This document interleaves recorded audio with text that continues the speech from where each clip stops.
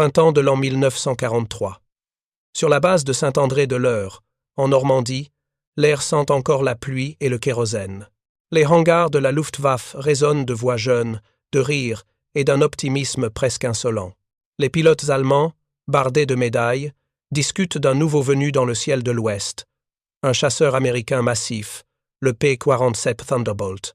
Certains l'ont aperçu brièvement lors de missions de reconnaissance, d'autres en ont seulement entendu parler à travers des rapports interceptés. Dans les salles de briefing, entre les cartes de vol et les photos d'espionnage, l'avion est déjà la cible des moqueries. On le surnomme le tonneau volant, une plaisanterie qui fait rire jusque dans les bureaux des officiers. Avant de reprendre, dites-nous d'où vous nous regardez. Et si cette histoire vous touche, assurez-vous d'être abonné parce que demain, j'ai préparé quelque chose de vraiment spécial pour vous. Pour ces hommes rompus à l'art du dogfight, rien n'est plus noble que la vitesse et la manœuvrabilité. Le Spitfire britannique est un adversaire digne, élégant, presque artistique dans sa manière de danser dans les nuages. Le Mustang, lui, impose le respect par sa portée et sa ligne racée. Mais ce Thunderbolt? Une masse de métal inutile, pense-t-il. Trop lourd, trop lent, trop banal. Un monstre d'acier qui, selon leurs calculs, ne pourrait jamais rivaliser avec les Messerschmitt ou les Focke-Wulf. Les instructeurs, vétérans des campagnes de 1940, partagent cette certitude. Le ton est professoral, presque condescendant. Les Américains, disent-ils, construisent des machines comme ils construisent leurs voitures grandes, bruyantes, mais sans finesse. Cette phrase devient un refrain dans les couloirs. Même les mécaniciens, qui admirent d'ordinaire la robustesse des moteurs ennemis, hochent la tête avec un moutoir, sourire confiant. Chaque matin, le soleil levant éclaire les silhouettes des chasseurs alignés sur le tarmac, leur croix noire étincelant sous la rosée.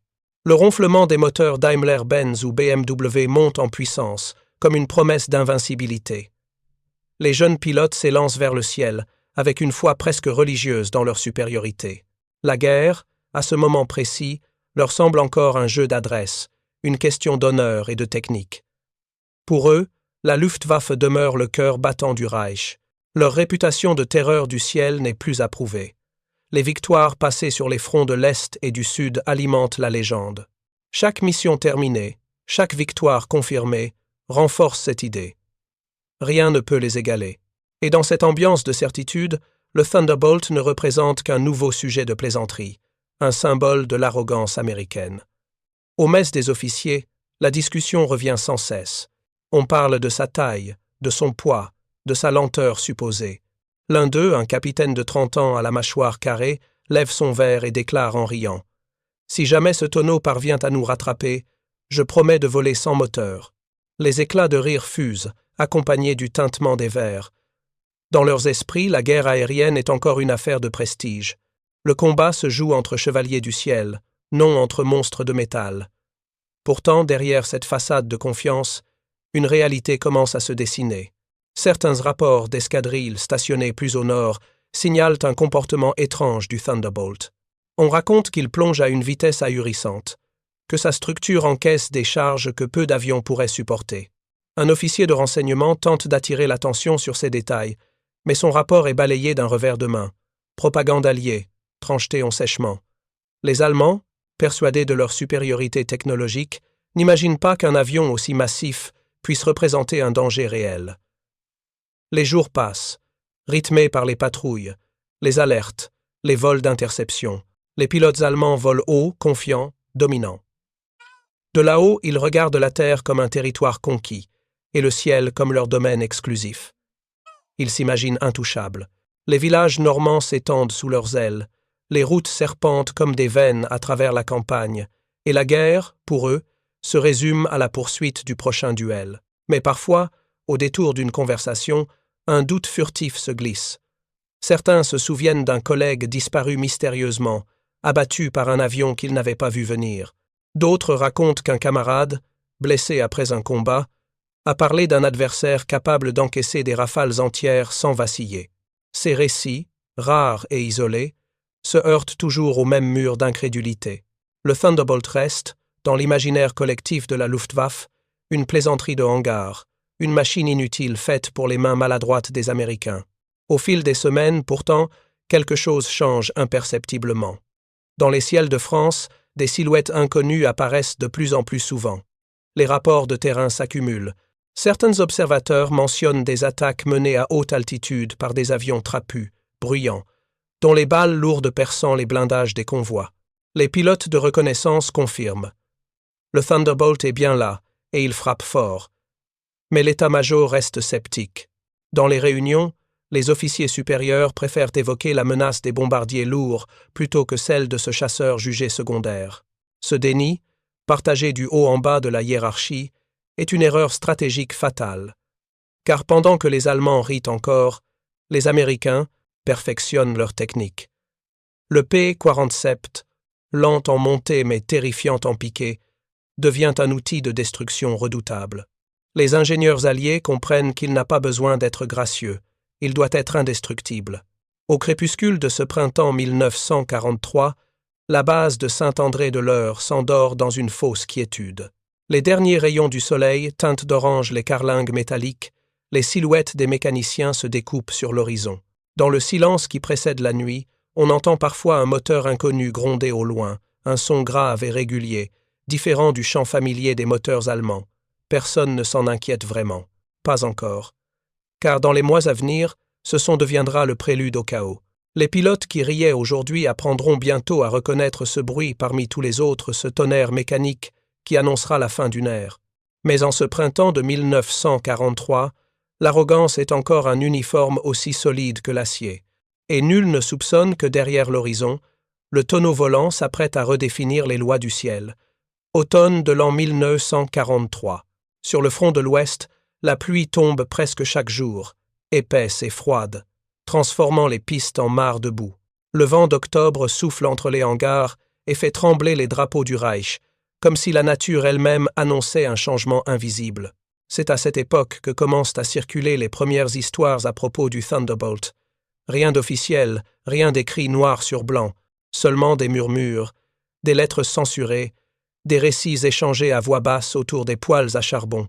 Un escadron de la GG-26 basé près d'Amiens aurait croisé pour la première fois l'avion américain au-dessus de la Manche. À plus de 6000 mètres d'altitude, un combat bref, brutal. L'un des Messerschmitt aurait ouvert le feu, plaçant une rafale complète de 20 mm dans le ventre de l'appareil ennemi. Pourtant, le Thunderbolt n'aurait pas explosé. Il aurait plongé, semblant perdu, avant de reprendre de la vitesse et de disparaître vers l'ouest, laissant derrière lui un sillage de fumée mais toujours en vol. Les pilotes, incrédules, en parlent à leur retour. Leurs officiers, eux, notent les faits mais n'y voient qu'une coïncidence. Un coup de chance. Rien de plus.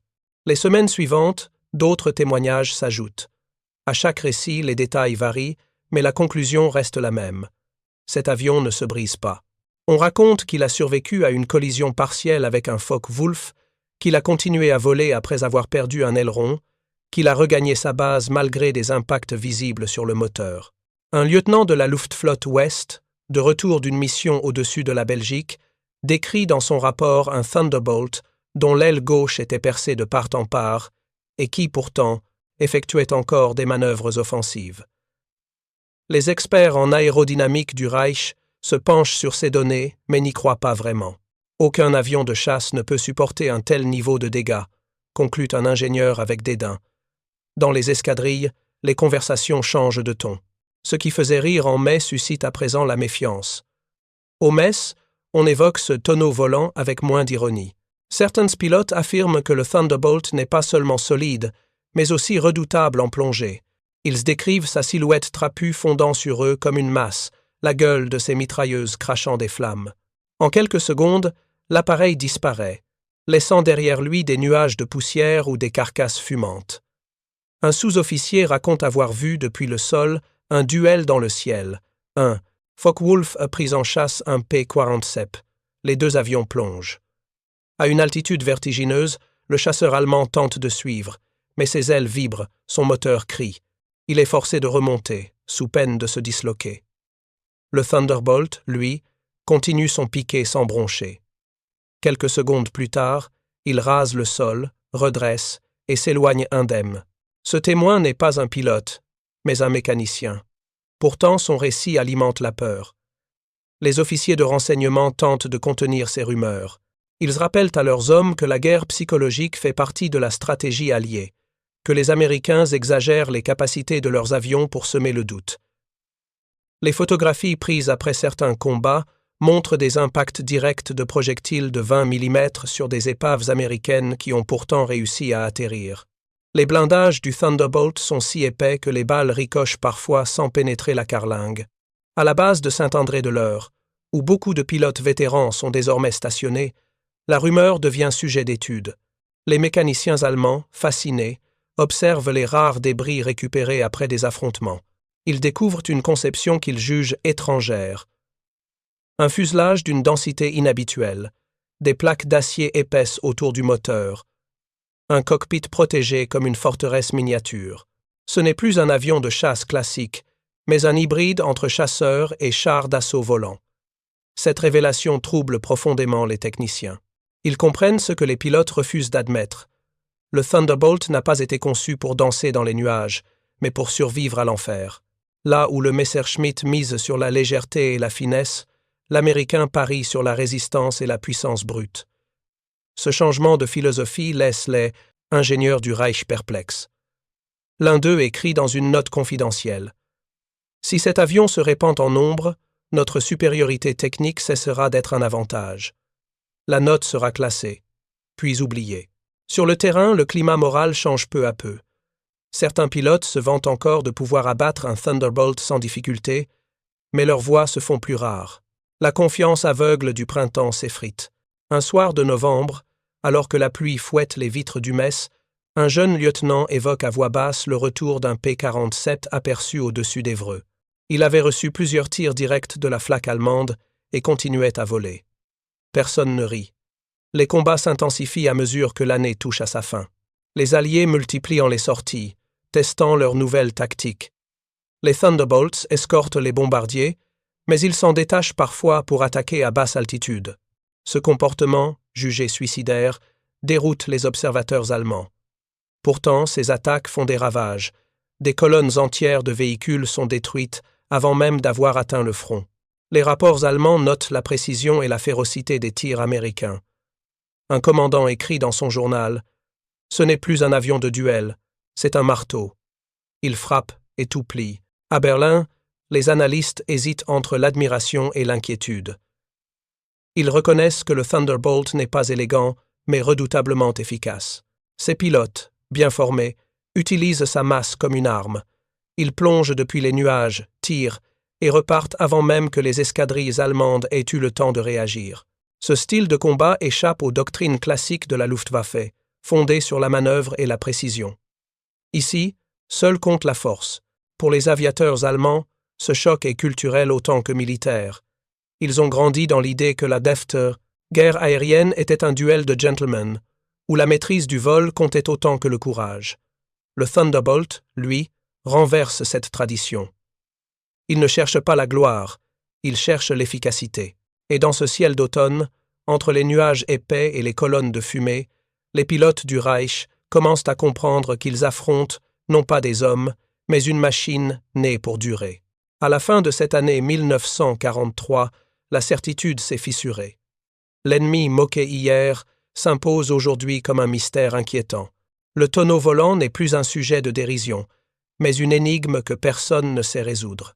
Certains murmurent qu'il annonce une nouvelle ère de la guerre, une ère où la vitesse ne suffit plus, où le courage ne protège pas, et où même le ciel peut devenir une forteresse. Le vent qui souffle sur les plaines de Normandie transporte encore l'odeur âcre de la poudre et du métal brûlé. À l'aube du 6 juin, les Alliés ont ouvert les portes d'un enfer que personne n'avait imaginé. Le ciel, autrefois territoire presque exclusif de la Luftwaffe, appartient désormais à un nouvel adversaire. Depuis des aérodromes boueux, taillés à la hâte entre les pommiers normands, des escadrons entiers de 47 Thunderbolt rugissent chaque matin comme un chœur de tonnerre mécanique. Les pilotes américains, le visage encore marqué de poussière, se rassemblent autour de cartes maculées de pluie et d'huile. Leur mission n'est plus de conquérir le ciel, mais de réduire en cendres tout ce qui bouge au sol. Pour les Allemands, c'est un cauchemar qui s'installe. Les colonnes motorisées, qui jadis traversaient la France avec discipline et précision, se retrouvent soudain piégés dans un théâtre de feu. Sur les routes serpentant entre les haies du bocage, les camions, les chars et les canons tractés deviennent des proies. Le Thunderbolt descend du ciel à une vitesse qui défie la raison. Ses moteurs Pratt Whitney R 2800 rugissent comme 1000 marteaux, frappant le même rythme. Et lorsque l'avion pique vers le sol, c'est un enfer métallique qui s'abat. Les 12 mitrailleuses de calibre 12,7 mm crachent une pluie de plomb incandescent qui transforme chaque convoi en brasier. Les soldats allemands n'entendent souvent que le hurlement du vent avant que la mort ne s'abatte sur eux. En l'espace de 3 minutes, une colonne entière peut être anéantie. Les carcasses noircies jonchent les routes. Les blindés éventrés fument dans un silence irréel. Les survivants hébétés se terrent dans les fossés, les mains sur les oreilles, attendant que le tonnerre passe. Ce n'est plus une guerre d'honneur ou de stratégie, c'est une guerre d'anéantissement. Les pilotes américains n'ont plus besoin de chercher leur cible. Elle couvre tout le paysage. Dans les bases de la Luftwaffe, les rumeurs se propagent plus vite que les ordres. On parle de ces avions monstrueux qui reviennent de mission avec leurs ailes trouées, parfois même avec un cylindre manquant, mais toujours capables de voler. Un mécanicien allemand, affecté à une escadrille de Focke-Wulf, raconte avoir vu de ses yeux un P-47 abattu dans les champs. Il pesait près de 8 tonnes, dit-il, et pourtant sa carcasse semblait avoir résisté à un ouragan. Ce n'était plus un avion, mais une forteresse volante taillée pour le massacre. Les pilotes allemands, eux, découvrent un adversaire qu'ils ne peuvent plus dominer par la manœuvre. Leurs Messerschmitt Bf 109 et Focke-Wulf 190 sont rapides, certes, mais fragiles. Là où un éclat suffit à les abattre, le Thunderbolt encaisse et riposte. Plusieurs témoignages d'officiers de chasse font état de combats absurdes. Des patrouilles allemandes vidant leurs canons sur un seul P-47 sans parvenir à le faire tomber. Et quand le monstre décide de se venger, ses tirs balaient tout le champ de bataille. En juin, puis en juillet, la situation empire. Les divisions allemandes en retraite voient leurs lignes de communication s'effondrer. Les routes deviennent des pièges mortels. Les ponts, des cibles. Les P-47 attaquent sans relâche, à l'aube comme au crépuscule. Leur stratégie est simple, frapper, disparaître, revenir. Ils volent en rase-motte, suivant les rivières et les haies, surgissant au dernier moment avec une précision chirurgicale. Les colonnes allemandes n'ont pas le temps de se disperser. En 3 minutes, tout est fini, les camions explosent, les chars brûlent, les hommes courent dans la panique. Même les officiers les plus aguerris admettent que cette guerre n'a plus rien de chevaleresque. Pour la première fois, la peur du ciel s'installe durablement. Les soldats regardent vers les nuages avec méfiance, guettant la moindre ombre. Certains apprennent à reconnaître le son particulier du moteur radial américain, un grondement grave, presque animal, qu'ils entendent avant même de lever les yeux. D'autres racontent que, la nuit, ils rêvent encore de ces grondements, comme un tonnerre qui ne cesse jamais. La rumeur veut que les Thunderbolts aient un surnom donné par les soldats eux-mêmes. Der Fleischwolf, le hachoir à viande. Un mot simple, brutal, mais qui dit tout. Sur le terrain, les pertes sont terrifiantes. Les colonnes qui tentaient de ravitailler Caen sont détruites avant d'atteindre la ville. Des trains entiers, chargés de munitions, explosent dans un vacarme apocalyptique sous les coups de roquettes américaines. Les champs autour de Saint-Lô se couvrent de carcasses fumantes. Le ciel de Normandie devient un vaste champ de chasse pour les pilotes alliés, tandis que les Allemands, cloués au sol, n'osent plus bouger de jour. Certains officiers exigent que les convois roulent uniquement de nuit. Mais même alors, les Thunderbolts patrouillent encore, guidés par la lumière de la lune ou les incendies qu'ils ont eux-mêmes provoqués. Le colonel Hans Reiter, vétéran de la Luftwaffe, écrit dans son journal « Nous pensions que la guerre se gagnerait dans le ciel, mais ici le ciel nous tue. Ce constat, simple et terrible, résume la chute d'une armée qui se croyait invincible. Chaque jour, la puissance industrielle américaine déverse des dizaines de Thunderbolts supplémentaires sur le front. Les aérodromes de campagne poussent comme des champignons. À chaque atterrissage, les mécaniciens remplacent les balles, refont les pleins, et en moins d'une heure, les avions repartent semer la destruction.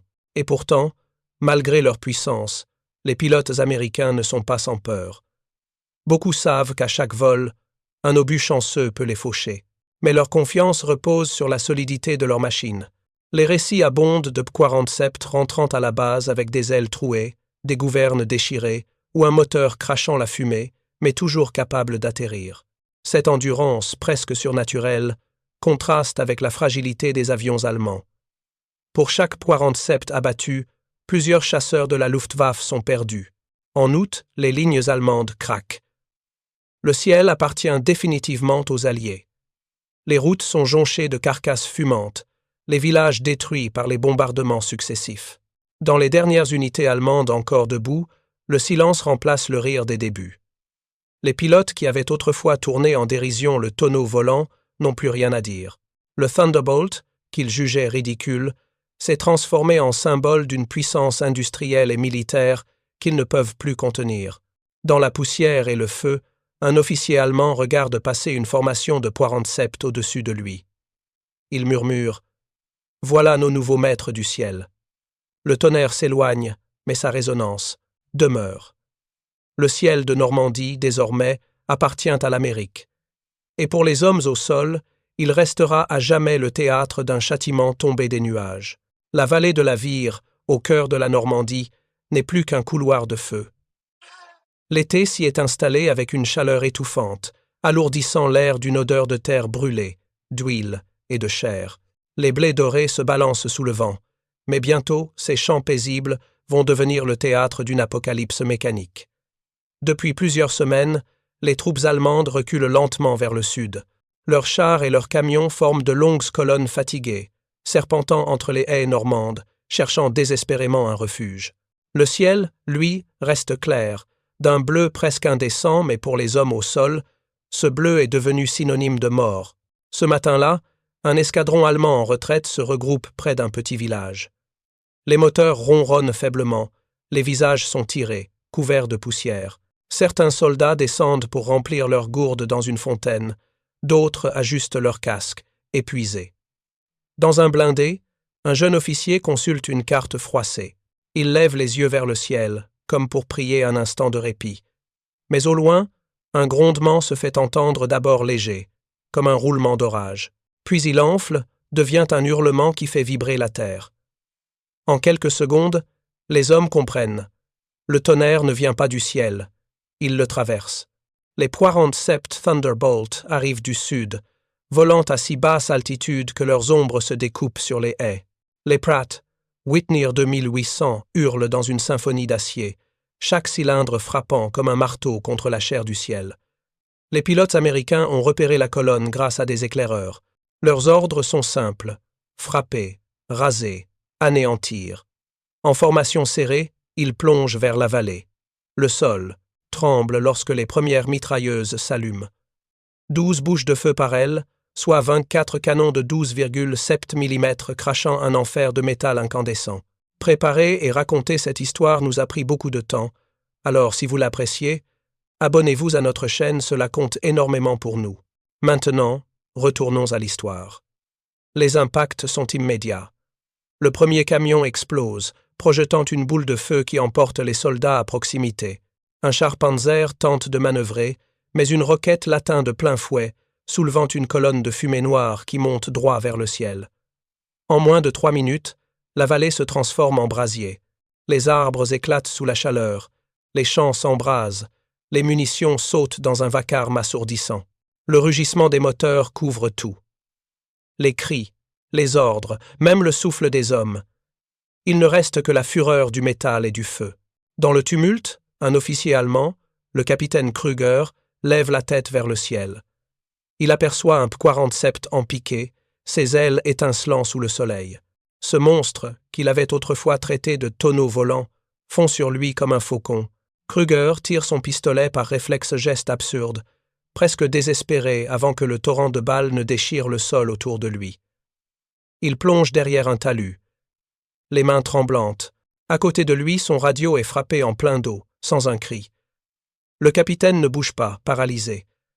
La guerre qu'il croyait comprendre vient de s'effondrer devant lui. Les Thunderbolts tournent, reviennent et repassent. Chacun exécute son attaque avec une précision froide. Ils descendent, tirent, remontent, puis replongent. Le ciel semble saturé de leur présence. Les pilotes américains communiquent par radio, leur voix calme contrastant avec la panique au sol. Objectif 1. Neutralisé. Cible suivante. Char, sur la route principale. Bonne frappe. On enchaîne. Ces échanges brefs sont autant de sentences. En bas, les Allemands ne voient plus le ciel, seulement des éclairs de feu. Au bout de quelques minutes, il ne reste plus grand-chose. Les blindés brûlent comme des torches, leurs chenilles fondues s'enfonçant dans la boue. Les camions, chargés de carburant, explosent les uns après les autres, formant des geysers de flammes. L'air est irrespirable, saturé de fumée et de cendres. Les survivants rampent entre les carcasses, couverts de suie, aveuglés par la chaleur. Le sol, trempé d'huile et de sang, devient glissant. Certains essaient de fuir à travers champs, mais les P-47 les repèrent aussitôt. Les mitrailleuses balaient les prairies, fauchant tout ce qui bouge. Un jeune soldat allemand, à peine âgé de 10 à 8 ans, court en zigzag entre deux camions incendiés. Il trébuche, se relève, puis s'effondre près d'un fossé. Le rugissement d'un moteur approche. Il lève les yeux et aperçoit la silhouette du Thunderbolt, gigantesque, presque mythique. Il pense un instant qu'il va mourir, mais l'avion ne tire pas. Il passe au-dessus de lui, laissant dans son sillage un souffle brûlant et le goût du kérosène. Le garçon, secoué, reste couché, incapable de bouger. Autour de lui, tout n'est plus que flammes et silence. Les pilotes allemands, postés à quelques kilomètres de là, observent la scène depuis leurs positions au sol. Ils n'ont plus de carburant, plus de supériorité, plus d'orgueil. L'un d'eux, le lieutenant Hartmann, serre les poings en voyant ses camarades massacrés.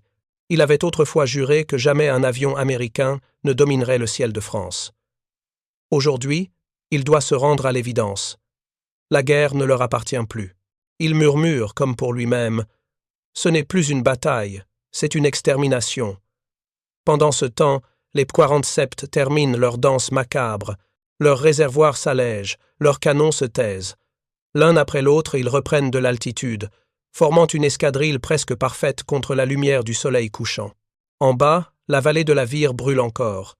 Des nuages de fumée montent si haut qu'ils se confondent avec les nuages réels. Le paysage ressemble à une peinture de la fin du monde, des carcasses de chars alignés, des silhouettes figées, des flammes qui dévorent tout. Les témoins de cette journée raconteront plus tard que le sol vibrait encore longtemps après le départ des avions. Les obus non explosés continuaient à détonner sporadiquement, comme des échos du massacre. Les oiseaux avaient fui depuis des heures.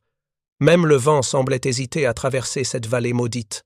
Les rares survivants furent faits prisonniers par des patrouilles américaines quelques jours plus tard, hagards, presque muets. Aucun d'eux n'osa raconter tout de suite ce qu'il avait vu. À la base alliée, les pilotes du Thunderbolt posent leurs appareils, couverts de poussière et de sang séché. Les mécanos se précipitent pour inspecter les avions, impact dans les ailes, traces de tir sur le fuselage, mais tous sont rentrés. Les pilotes retirent leurs casques, le visage ruisselant de sueur. Ils ne parlent pas beaucoup. L'un d'eux, le lieutenant Allen, regarde sa carlingue noircie et murmure « On dirait qu'elle respire encore ». Le chef d'escadrille, un vétéran de 30 ans, allume une cigarette et observe la ligne d'horizon. « Ils ne comprendront jamais ce qui leur est tombé dessus », dit-il simplement. Au QG allemand, la nouvelle du désastre arrive quelques heures plus tard. Les officiers écoutent les rapports transmis par radio. Colonne détruite. Aucun contact depuis midi. Perte totale. Le général von Keitel, en charge du secteur, se tait longuement. Puis il prononce une phrase qui glace son état-major. « Nous ne combattons plus. Des hommes. Nous combattons des machines. » Le silence qui suit en dit plus que 1000 rapports. Dans les jours suivants, la vallée de la Vire reste un lieu de désolation. Les équipes de récupération allemandes, envoyées de nuit pour éviter les avions alliés, découvrent des scènes d'horreur. Les carcasses sont encore chaudes, les routes impraticables. Les témoins racontent que certaines flammes brûlaient encore 4 jours après l'attaque. Les habitants des villages voisins décrivent un ciel rouge sang, éclairé toute la nuit par les incendies. La guerre a laissé ici une cicatrice qui ne guérira jamais. Ce qui s'est produit ce jour-là marqua un tournant dans la perception allemande de la guerre aérienne. Pour la première fois, les pilotes de la Luftwaffe comprirent que leur gloire passée appartenait à un autre temps. Le duel noble entre chasseurs s'était transformé en une guerre industrielle, froide, calculée. Le Thunderbolt n'était pas élégant, ni rapide, ni gracieux. Mais il était invincible. Il symbolisait cette nouvelle ère où la victoire ne dépendait plus du courage individuel, mais de la puissance de l'acier et du carburant. La vallée de la Vire devint, dans les mois suivants, un nom que les soldats allemands murmuraient avec appréhension. Dans les messes, les plus jeunes demandaient à leurs aînés « Était-ce vraiment un seul escadron ?» Et toujours, la même réponse revenait « Oui ». Mais cela suffisait. Le rire qui accompagnait autrefois les récits sur le tonneau volant avait disparu pour toujours. À la place, régnait un silence plein de respect et de peur. Au crépuscule de cette journée infernale, le ciel de Normandie semblait pur à nouveau. Mais pour ceux qui avaient survécu, il ne le serait plus jamais. Le feu du Thunderbolt avait effacé plus que des véhicules. Il avait consumé l'orgueil d'une armée entière. Dans la vallée, entre les ombres du soir et la lueur des braises, le vent portait encore l'écho d'un rugissement. Celui d'une ère nouvelle, où la suprématie aérienne ne se gagnait plus par le courage, mais par la fureur mécanique. Et dans le silence revenu, un vieux paysan normand, témoin du carnage, murmura en regardant le ciel. « Le tonnerre, il vient des hommes maintenant. Le vent doux souffle sur la France libérée, portant avec lui le parfum amer de la défaite. Dans les ruines calcinées de leur base, les officiers de la Luftwaffe relisent des rapports qu'ils n'auraient jamais cru possibles. Les lignes sont sèches, impersonnelles, presque cliniques, avions d'assaut d'une efficacité inattendue. Derrière ces mots froids, une vérité qu'aucun officier n'ose formuler à voix haute, le Thunderbolt, cet avion qu'ils avaient tourné en dérision, est devenu le fossoyeur de leurs armées.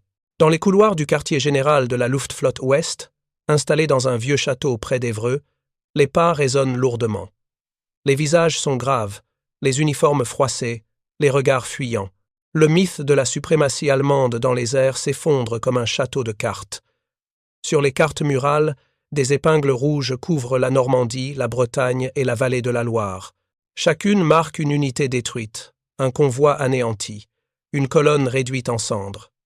Le général von Greim, commandant de la Luftflotte Ouest, observe en silence ces cicatrices de la défaite. Devant lui, un officier du renseignement lit les derniers rapports. 45 véhicules détruits en moins de 10 minutes par 12 appareils Poirant-Sept. Une seule perte signalée. La salle reste muette. Les chiffres parlent d'eux-mêmes. Les ingénieurs, les tacticiens, les pilotes, tous comprennent. Le tonneau volant a cessé d'être une curiosité. Il est devenu une malédiction mécanique. Autour de la table, les voix commencent à s'élever. Certains cherchent des excuses. Le manque de carburant, la supériorité numérique alliée, le brouillage des communications. D'autres, plus lucides, admettent la vérité. La Luftwaffe n'est plus qu'une ombre de ce qu'elle était. Les pertes sont effrayantes. Les jeunes pilotes abattus à peine formés. Dans les messes, on murmure que la guerre du ciel est perdue depuis longtemps. Le respect qu'inspire désormais le Thunderbolt n'est pas celui d'un adversaire honorable, mais d'un prédateur que l'on redoute. À l'extérieur, la base vibre au rythme des moteurs qu'on tente de maintenir en vie. Les mécaniciens travaillent dans la boue, démontant et remontant les vieux Focke-Wulf fatigués. Leurs mains sont noires de graisse, leurs yeux rouges de fatigue. Ils savent que leurs avions, aussi agiles soient-ils, ne peuvent plus rivaliser. Les P-47 dominent le ciel, volant haut, frappant bas, inaccessibles. Leurs réservoirs gigantesques leur permettent d'opérer pendant des heures. Leurs moteurs endurent des dégâts que tout autre avion aurait condamnés. Pour les pilotes allemands, chaque mission est une prière, ne pas croiser ces monstres d'acier. Les jeunes recrues de la Luftwaffe, à peine âgés de 10 à 9 ans, reçoivent leurs premiers ordres de mission avec un mélange de fierté et de peur. Certains ont entendu les histoires des vétérans, ces récits d'escadrilles entières décimées par des avions américains surgissant du soleil. Dans les dortoirs, les conversations se font à voix basse. On ne parle plus de gloire ni de victoire, mais de survie. Un pilote nommé Dieter Keller écrit dans son journal « Quand j'entends le grondement d'un moteur inconnu, mon cœur s'arrête. Si c'est un Thunderbolt, il n'y a rien à faire. Il frappe avant même qu'on puisse le voir. » Le contraste avec les débuts de la guerre est brutal. En 1940, la Luftwaffe régnait sur l'Europe. Ses pilotes étaient les chevaliers modernes du Reich, glorifiés par la propagande. On parlait d'eux comme d'hommes invincibles, maîtres du ciel. 4 ans plus tard, ces mêmes hommes se cachent sous les arbres, priant pour échapper à la foudre. Les rôles se sont inversés. Les Allemands, qui dominaient le ciel, sont devenus les proies. Le Thunderbolt, conçu au départ comme un simple chasseur d'escorte, s'est métamorphosé en machine d'anéantissement. Chaque nouveau rapport semble plus désespéré que le précédent. Les colonnes allemandes ne peuvent plus bouger de jour. Les convois roulent la nuit, sans phare, dans un silence angoissant. Pourtant, même l'obscurité ne les protège plus. Les P-47 attaquent à la première lueur de l'aube, guidés par leurs éclaireurs. En une seule semaine, la Luftflotte Ouest perd plus de 150 véhicules et 12 avions au sol, détruits avant même d'avoir décollé. Le général von Greim finit par dire, d'une voix lasse, « Ce ne sont plus des chasseurs, ce sont des fauves. » Dans les messes des bases restantes, la transformation morale est palpable. Les blagues sur le tonneau volant ont disparu. Désormais, le nom même du Thunderbolt suscite un silence instinctif. Les pilotes évitent d'en parler, comme si prononcer son nom pouvait le faire apparaître. Certains lui ont donné un surnom ironique. Der Amerikanisch, Donnergott, le dieu du tonnerre américain. Un nom à la fois moqueur et craintif, symbole de cette ironie tragique où la peur se cache derrière l'humour. Les anciens, ceux qui ont survécu à des centaines de missions, se montrent plus philosophiques. Le major Hans Reiter, vétéran du front de l'Est, déclare à ses camarades « Nous avions oublié une vérité simple. La guerre appartient à celui qui peut frapper sans être frappé. Et cet avion, il frappe comme un marteau divin. » Ces mots font écho dans la salle. Personne ne répond. Même les plus orgueilleux sentent que le temps des héros solitaires est révolu. Au quartier général, les stratèges s'efforcent encore de concevoir une riposte. Les ingénieurs parlent d'un nouveau chasseur à réaction, le Messerschmitt 262, capable de surpasser les Thunderbolts. Mais tout le monde sait qu'il arrive trop tard et en trop petit nombre. La guerre industrielle a déjà tranché. L'Amérique produit en un mois ce que le Reich ne peut construire en un an. La supériorité technologique allemande s'écrase sous la puissance mécanique alliée. Pendant ce temps, les pilotes américains fendent le ciel avec une assurance glaciale. Leur formation couvre la France entière. Leurs appareils reviennent souvent criblés d'impacts, mais ils rentrent toujours. Les Allemands ne comprennent pas comment un avion si massif peut continuer à voler, après avoir reçu tant de coups. Certains pensent qu'il s'agit d'une sorte de char volant. D'autres murmurent qu'il est béni par le diable. Dans les rapports de renseignement, on trouve même cette phrase, écrite de la main d'un officier allemand. Le Thunderbolt ne meurt pas. Il se repose, puis il revient. La peur s'étend au-delà des pilotes. Les soldats au sol redoutent désormais le moindre grondement. Un bruit lointain suffit à semer la panique. Des divisions entières se dispersent avant même que les avions apparaissent. Les canons anti-aériens, souvent mal approvisionnés, tirent à l'aveugle dans le ciel, espérant toucher quelque chose. Mais la plupart du temps, ils ne voient rien. Les P-47 attaquent du soleil, surgissant comme des fantômes. En 3 minutes, tout est terminé. À mesure que les semaines passent, la désorganisation s'installe. Les communications se coupent, les bases sont bombardées, les routes deviennent impraticables. Les officiers allemands comprennent que la guerre est perdue, non pas sur le front, mais dans les airs. Sans ravitaillement, sans carburant, sans couverture, aucune armée ne peut tenir. Les Thunderbolts, par leur simple existence, étranglent lentement la Wehrmacht. Un jour d'août, au crépuscule, un vieux pilote allemand nommé Friedrich Lenz se tient près de la piste, regardant le ciel. Il a survécu à plus de 200 missions, mais il sait que la prochaine sera peu, être la dernière. Il murmure « Nous avons ri d'eux. Nous avons ri de leur lourdeur, de leur visage de gamin.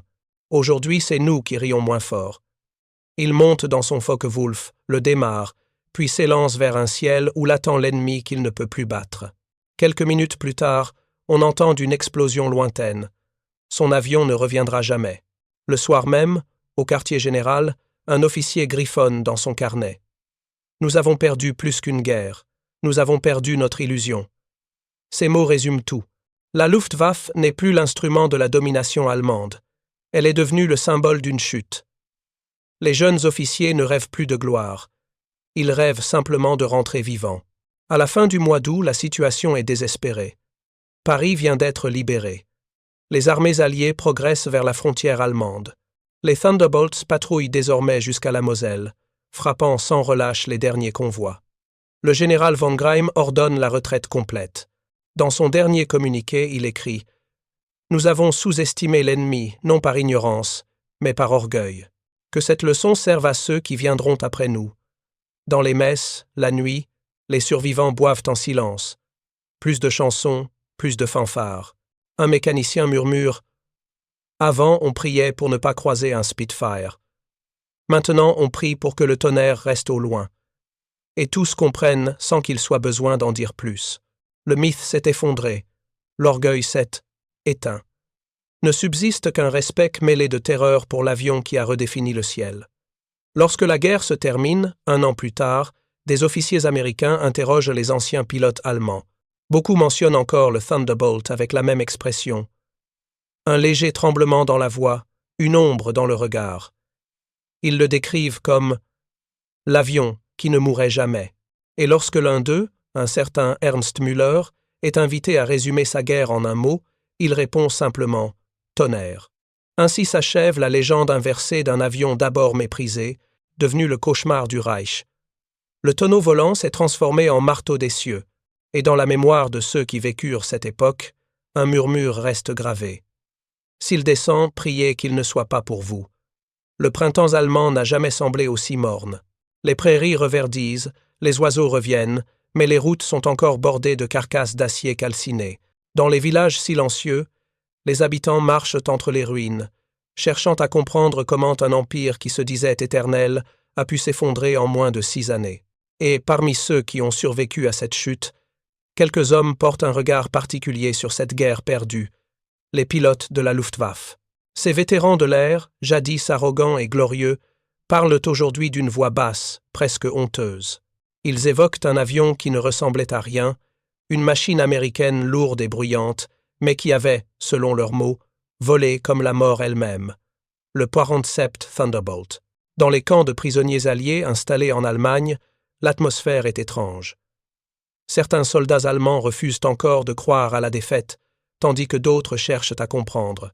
Autour des feux improvisés, les anciens aviateurs se retrouvent, racontant leurs souvenirs à des visages fatigués. L'un d'eux, un capitaine nommé Otto Klein, déclare d'une voix rauque « Je me souviens du premier jour où je l'ai vu. Je croyais que c'était une blague, ce machin énorme, incapable de virer correctement. Et puis, j'ai vu mon escadrille disparaître en 3 minutes. Les autres acquiescent en silence. Dans leurs regards se mêlent respect et résignation. La guerre aérienne, qu'ils avaient rêvée noble et élégante, s'était transformée en une mécanique impitoyable. Les dogfights romantiques de la bataille d'Angleterre appartenaient désormais au passé. Le Thunderbolt avait inauguré une ère où la puissance, la production et la stratégie remplaçaient la bravoure solitaire. L'Allemagne avait misé sur l'élite, sur quelques as légendaires. L'Amérique, elle, avait choisi la masse, la durabilité et la vitesse d'adaptation.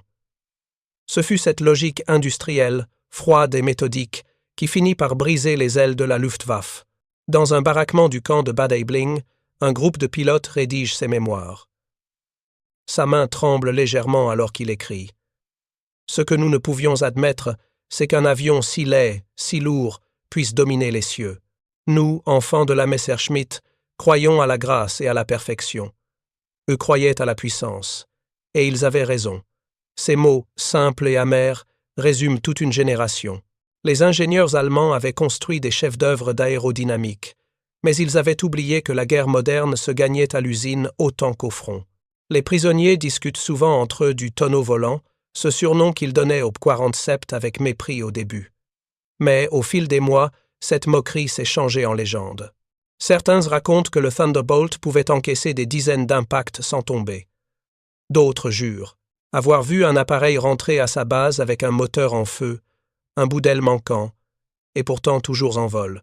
La vérité est peu, être quelque part entre ces récits, mais tous s'accordent sur une chose, c'était un avion invincible.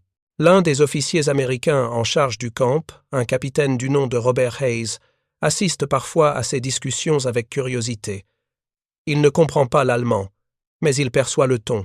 Ces hommes, qui avaient autrefois semé la terreur dans les cieux d'Europe, parlent maintenant avec admiration de leurs ennemis. Un soir, il demande à un interprète « Pourquoi souriant-il quand il parle de cet avion ?» L'interprète lui répond simplement « Parce qu'ils savent qu'ils ont rencontré plus fort qu'eux. » En Allemagne, après la reddition, les villes détruites ressemblent à des cimetières de pierre. Pourtant, même dans ces paysages de désolation, quelques survivants de la Luftwaffe trouvent la force de réfléchir à ce qu'ils ont appris. Dans les ruines d'un hangar près de Munich, Hans Reiter, un ancien major, retrouve les restes tordus d'un Focke-Wulf Foueux 190. Il passe la main sur le métal brûlé et murmure « Eux, ils ont volé pour une victoire. » C'est une phrase que l'un de ses compagnons notera plus tard dans un journal, avant de la republier dans un livre de souvenirs. L'année 1945 marque la fin d'un monde. Mais pour les aviateurs, elle marque surtout la fin d'une illusion. Ils avaient cru que la guerre dans les airs resterait une affaire d'hommes d'exception, d'instinct et de réflexe. Pourtant, le Thunderbolt avait prouvé le contraire. Son moteur Pratt, Whitney 2800, aussi bruyant qu'un tonnerre de montagne, symbolisait cette nouvelle logique, celle d'une machine capable d'endurer, de frapper et de revenir encore. L'avion ne gagnait pas parce qu'il était gracieux, mais parce qu'il était indestructible. Au fil des mois, les récits se propagent parmi les anciens combattants. Dans les tavernes des villes reconstruites, on entend encore des conversations qui commencent toujours par la même phrase. « Te souviens-tu du jour où le ciel a grondé ?» Ces hommes parlent du Thunderbolt, non comme d'un ennemi, mais comme d'un symbole. Ils reconnaissent qu'il incarne une forme de justice mécanique, celle d'une puissance implacable contre un système qui avait mis sa foi dans l'orgueil et la perfection. Plus tard, certains historiens allemands analyseront cette période avec lucidité. Ils comprendront que le Pe-47 fut plus qu'un avion. Il fut la métaphore d'un changement d'époque. Le ciel n'appartenait plus aux chevaliers ailés, mais aux usines et à la logistique. La guerre s'était industrialisée, et celui qui pouvait produire sans fin finissait par régner. Le Thunderbolt, avec ses 8 mitrailleuses de 12,7 mm et sa capacité à transporter une tonne de bombes, incarnait cette logique implacable. Dans un manuscrit retrouvé des années plus tard, le colonel Werner Volk écrit « Nous avions des pilotes héroïques, mais ils combattaient un ennemi mécanique. Le courage ne suffisait plus. La guerre n'écoutait plus les prières, seulement le rugissement des moteurs. » Ces mots, gravés dans le silence d'une Allemagne vaincue, sonnent comme une confession. Au fil du temps, les relations entre anciens ennemis changent. Dans les années 50, lors des réunions d'anciens combattants, certains pilotes allemands et américains finissent par se rencontrer.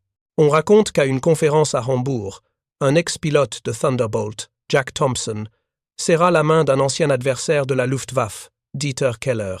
Ce dernier lui aurait dit en souriant « Vous étiez nos pires cauchemars, mais aussi nos meilleurs professeurs. » Thompson aurait répondu « Et vous étiez les seuls à nous forcer à voler mieux. » Ce dialogue, simple mais sincère, illustre la leçon que la guerre a laissée dans le ciel. Le respect né de la destruction.